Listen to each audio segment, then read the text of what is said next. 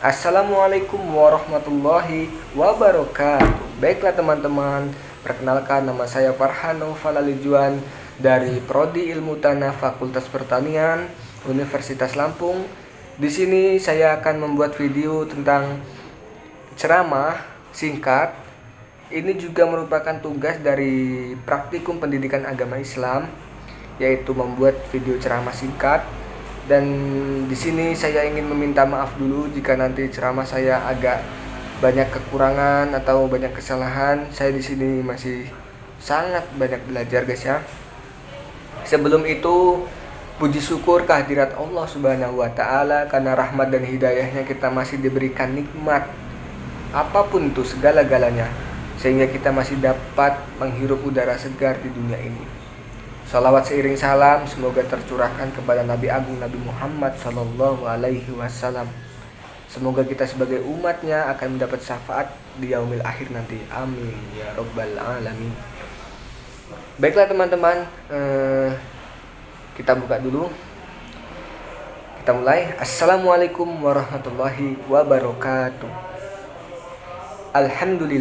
Alhamdulillahirabbil alamin. Assalatu wassalamu ala asrofil anbiya'i wa mursalin Sayyidina Muhammadin wa ala alihi washabihi ajma'in. Amma ba'du.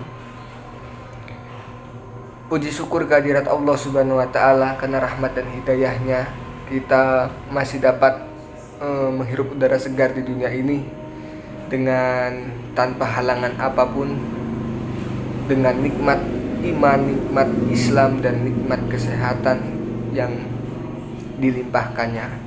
Salawat seiring salam semoga tercurahkan kepada Nabi Agung Nabi Muhammad Sallallahu Alaihi Wasallam.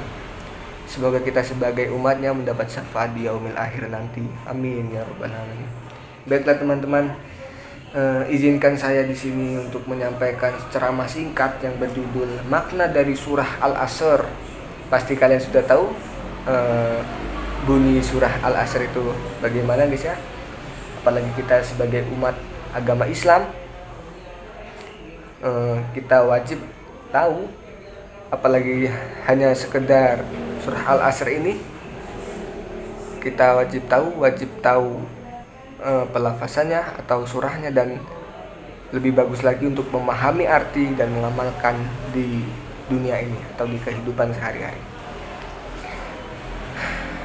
Mungkin langsung saja kita bahas surah Al-Asr-nya. Di sini surah Al-Asr terdiri dari 3 ayat dan termasuk surah ke-103.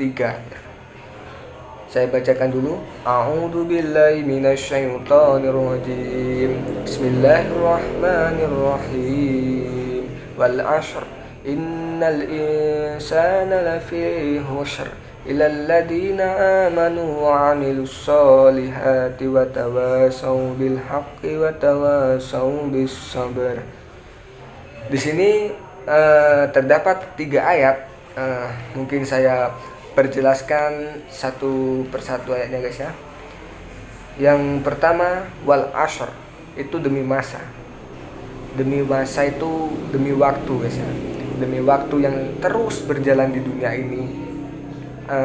Mungkin ruang lingkupnya itu waktu ini kita pergunakan untuk apa di dunia ini? Apakah hanya sekedar mengisi dengan hal-hal yang kurang baik atau baik juga bisa? Itu tergantung setiap orang melakukannya.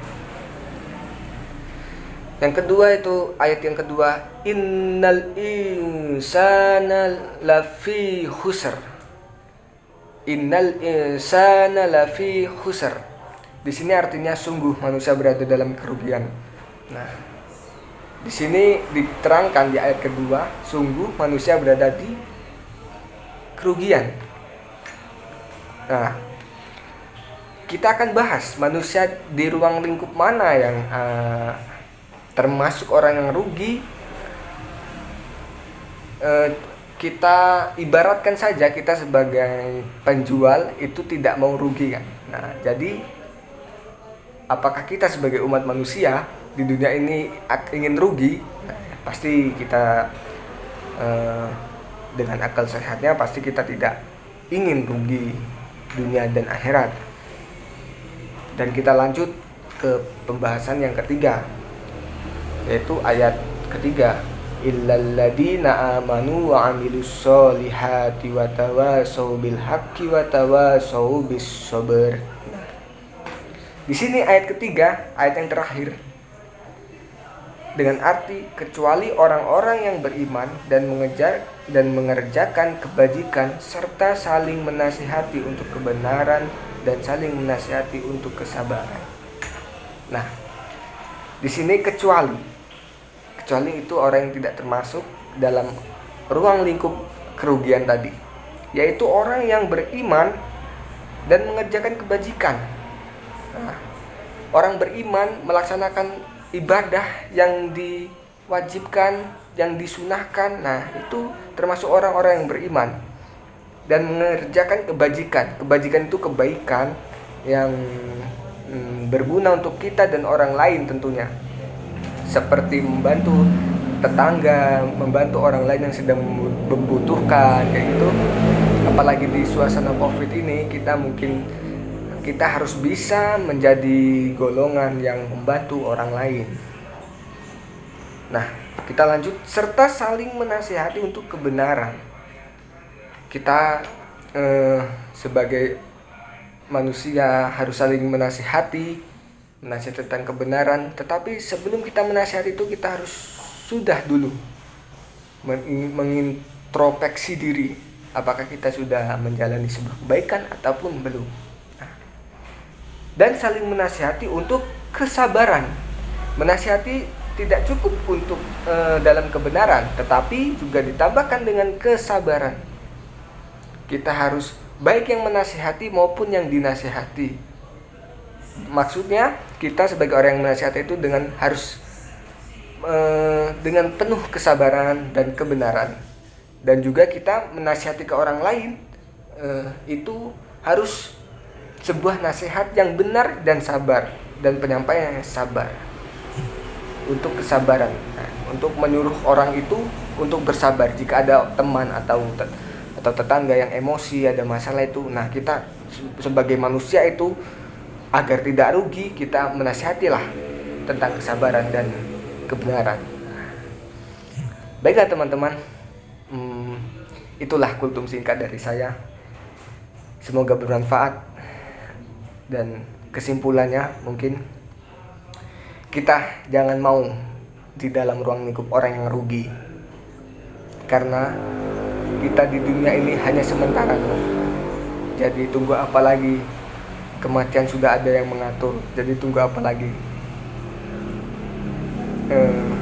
Saya ada nasihat sedikit nih teman-teman. Tunggu apa lagi? Karena waktu itu udah ada yang ngatur. Dan kita tidak bisa bersantai-santai lagi. Jauhi larangan dan taatilah